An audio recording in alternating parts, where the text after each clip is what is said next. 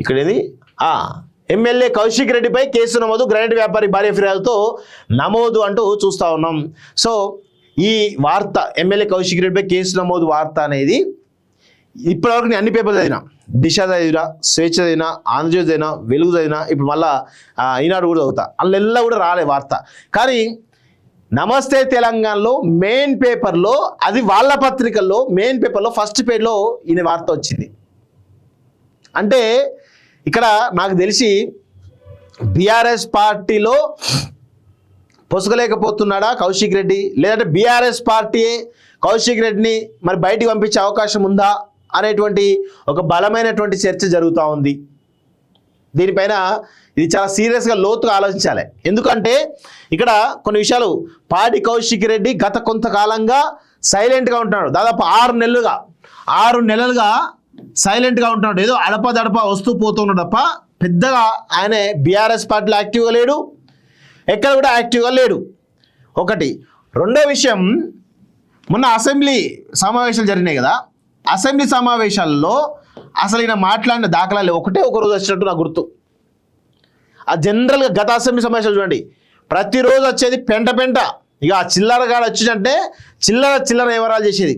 కానీ ఈ సమావేశాల్లో ఉన్నాడా ఎక్కడన్నా? ఒక్కటే రోజు 2 రోజులు కనబడ్డాడు అంతే. ఎక్కడ కూడా అసెంబ్లీ సమావేశానికి రాలేదు.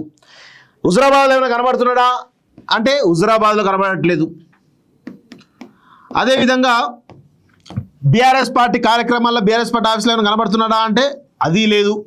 ఈవెన్ ఇప్పుడు రజతోత్సవ సభ జరుగుతూ ఉంది. మరి రజతోత్సవ సభ ఎక్కడ జరుగుతూ ఉంది? ఈయన కాన్స్టిట్యున్సీ పక్కనే జరిగేది. మరి అందులో ఎక్కడ కూడా యాక్టివ్ కనబడతలేడు. అదేవిధంగా హుజురాబాద్లో ఈ రజతోత్సవ సభకు మరి జనాలను తరలించడానికి కొన్ని సమీక్ష సమావేశాలు పెడతారు. ప్రతి కాన్స్టిట్యూన్సీలో అన్ని నాయకులు పెడతా ఉన్నారు. మరి ఎమ్మెల్యే కదా, పెట్టాలి కదా. మరి హుజురాబాద్లో ఎందుకు పెడతలేరు అనే సమీక్ష సమావేశాలు, క్యాడర్ను మరి తరలిద్దామనేటువంటి ఒక కనీసం ప్లాన్ లేదు, ఏం లేదు. అంటే బీఆర్ఎస్ పార్టీలో ఇన్యాక్టివ్ అయిపోయాడు పాడి కౌశిక్ రెడ్డి. మరి ఆయనను బీఆర్ఎస్ పార్టీని సస్పెండ్ చేస్తారా అనేటువంటి అనుమానాలు బలంగా కలుగుతూ ఉన్నాయి. ఎందుకంటే గత 6 నెలలుగా ఆయన వ్యవహారాలు చూస్తూ ఉంటే బీఆర్ఎస్ పార్టీలో ఏదో జరగబోతుంది, పాడి కౌశిక్ రెడ్డిపై చర్యలు తీసుకునే పరిస్థితి ఉందా? మరి దానిలో భాగంగానే మరి ఇక ఈ అంశాన్ని, ఈ ఎమ్మెల్యే కౌశిక్ రెడ్డి సంబంధించినటువంటి ఈ అంశాన్ని తీసుకొని ఆయన ఏమైనా సస్పెండ్ చేసే అవకాశాలు ఉన్నాయా అనేది కూడా చాలా స్పష్టంగా మనకు అర్థమవుతోంది.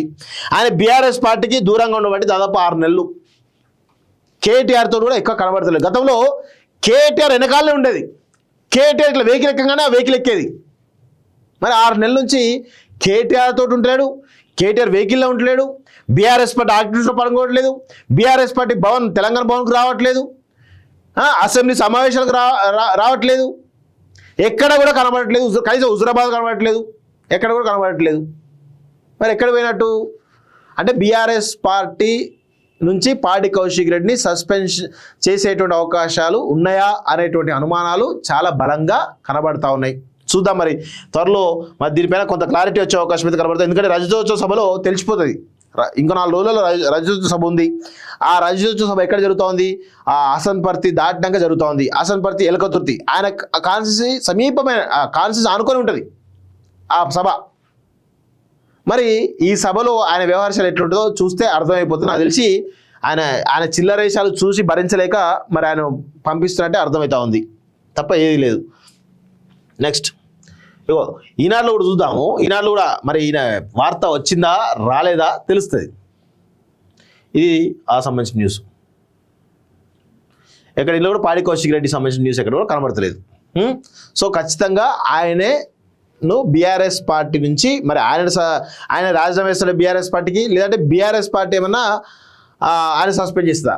అందుకే నాకు తెలిసి రీసెంట్గా మరి ఆయన వాళ్ళ ఎట్లాగూ కాంగ్రెస్లో పోవడానికి ఉత్తమ్ కుమార్ రెడ్డి ఉంటాడు, వాళ్ళ బాబాయ్ ఎవరు అవుతారు, ఆయన బాబాయ్ అసలు అన్న అనుకుంటా, అన్న అవుతారు అనుకుంటా. మరి ఆయనతో ఏమన్నా మంత్రాలు చేస్తుండా ఏందో కూడా తెలవాలి. ఎందుకంటే సీఎం రేవంత్ రెడ్డిని చాలా దారుణంగా ఇట్టిండు రేవంత్ రెడ్డి గారిని. మరి ఎట్లా ఈయన తీసుకుంటారో కూడా కాంగ్రెస్ పార్టీ ఆలోచించుకోవాలి. విదేశాల్లో ఉన్నత విద్యను చదువుకోవాలని అనుకుంటున్నారా? అయితే వెంటనే ఫ్లైగ్రాడ్ ఓవర్సీస్ ఎడ్యుకేషన్ కన్సల్టెన్సీని సంప్రదించండి. మీ విదేశీ కలలను సాకారం చేసుకోండి. ఫ్లైగ్రాడ్